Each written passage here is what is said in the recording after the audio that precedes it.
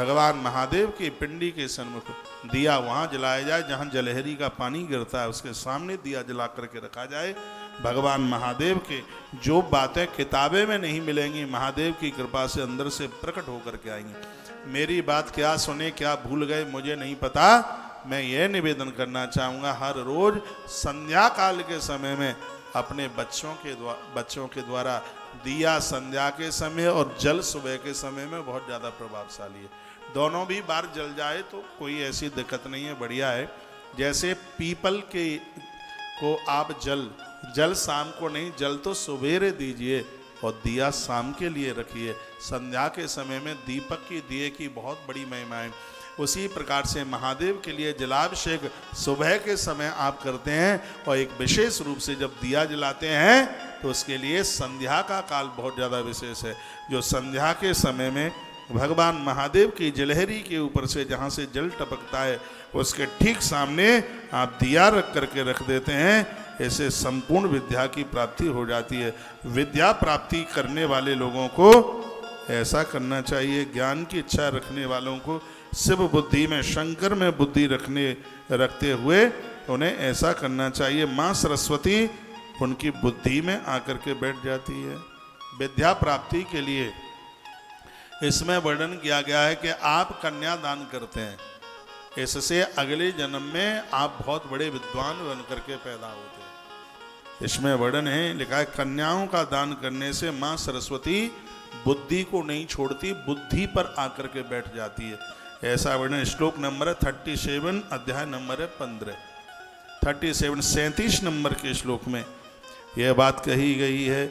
आ गया भारती बुद्ध्या बुद्धि कामयी नरोत्तमयी, बाल स्त्री भारती बुद्ध्या बुद्धि कामयी नरोत्तमयी। वर्णन किया गया है कि कन्या का दान करने से, भारती नाम माता सरस्वती का है, माता सरस्वती हमारी बुद्धि को छोड़ करके नहीं जाती। लक्ष्मी बुद्ध्या युव स्त्री सुभोग कामयी नरोत्तमयी, वृद्धांस पार्वती बुद्ध्या दिय मातार्थ भोग चाहने वाले मनुष्यों को लक्ष्मी बुद्धि से युवती जनों के निमित्त ब्राह्मण की घर वालियों को दान देना चाहिए। आत्मज्ञान चाहने वाले मनुष्यों को पार्वती माँ में बुद्धि रखते हुए वृद्ध स्त्रियों को दान देना चाहिए। कन्याओं को दान देने से विद्या बढ़ती है, युवा स्त्री को दान देने से लक्ष्मी बढ़ती है। और वर्णन किया है कि वृद्ध माताओं को दान देने से मृत्यु नहीं बिगड़ती, मौत के समय पर इतना भी कष्ट नहीं होता जितना कष्ट पाँव में कांटा लगने पर भी होता हो। ये बात एक बार मैं दोबारा से रिपीट करूँगा, ये बात बहुत ज़्यादा प्रभावशाली है।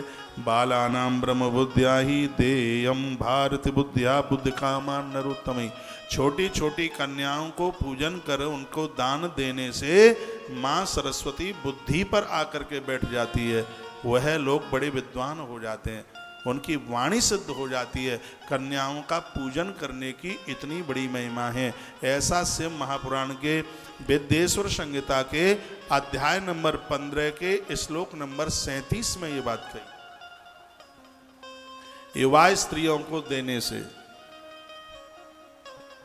उनको देने से लक्ष्मी की वृद्धि होती है। बूढ़ी माताओं को, वृद्ध माताओं को देने से लोग अपनी मौत को जीत लेते हैं। मृत्यु के समय पर उन्हें बिल्कुल कोई कष्ट नहीं होता।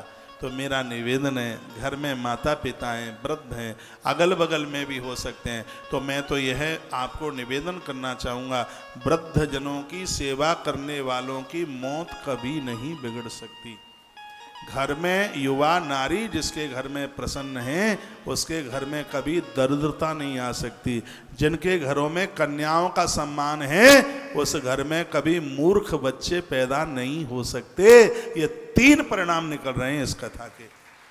इसलिए बेटी कन्याओं को प्रसन्न रखने से, उन्हें देने से विवेक जागता है, बुद्धि प्रखर होती है। मेरी बड़ी श्रद्धा है बेटियों के पूजन में, कन्या में बहुत भारी, बहुत ही ज़्यादा खुशी मिलती है। मैं भूल करके भी बेटियों से कभी पाँव नहीं छुपाता। हम तो बेटियों का आशीर्वाद लेते हैं, कन्याओं का आशीर्वाद लेते हैं, और जिनके ऊपर बेटियों का आशीर्वाद होता है तो जो बातें किताब में भी नहीं निकलती, वो बातें उनके पेट में से निकल आती हैं। पूज्य डोंगरे जी महाराज भी ऐसे ही महापुरुष थे। वो बेटियों के प्रति बड़ी श्रद्धा रखते हैं। मेरे महाराज जी, मेरे गुरु जी कन्याओं के प्रति, बेटियों के प्रति उनकी बड़ी अगाध श्रद्धा है। तो उनकी बोलने की ताकत, बोलने की क्षमता आप देखते हैं। अगले शब्द का लोग इंतजार करते हैं कि अगला शब्द कौन सा निकलने वाला है। मैं तो आप सबको कहना चाहूँगा, बेटियों का आदर करो, कन्याओं का आदर करो, उनका मान करो, उनका सम्मान करो। कन्याओं का पूजन करने से शिव महापुराण के 37 नंबर के श्लोक में लिखा है, माता सरस्वती कभी भी हमारी जिब्या को छोड़ के नहीं जाती, उसका आसन हमारी जीभ के ऊपर होता है, जिब्या के ऊपर होता है। युवा नारी का ध्यान रखने से, ख्याल रखने से, जैसे आपकी भगनी है, जैसे आपकी पत्नी है, तो उनको घर में किसी भी प्रकार का कष्ट नहीं है, दिक्कत नहीं है। ये बहनें बड़ी परेशान होती रहती हैं, अपने आदमी को कहेंगे देखो तुमने नाक में दम कर रखी है, इतना तुमने हमें परेशान कर रखा है, सामान लेके आते नहीं है, क्या मैं अपने हाड़ बना करके रख दूं? वो गाँवों की भाषा में ऐसे ही बोलती हैं, वैसे ही बोलते हैं वो। तो जिन घरों में युवा नारियों को कोई दिक्कत नहीं, कोई कष्ट नहीं, कोई परेशानी नहीं है, ऐसा बताते हैं कि लक्ष्मी माता उस घर में सिद्ध होकर के बैठ जाती है, उस घर की कभी बरकत नहीं रुकती। और तीसरे नंबर पर जो बात कही है वो मुझे बड़ी अद्भुत लगी है, मुझे बड़ी बढ़िया लगी है।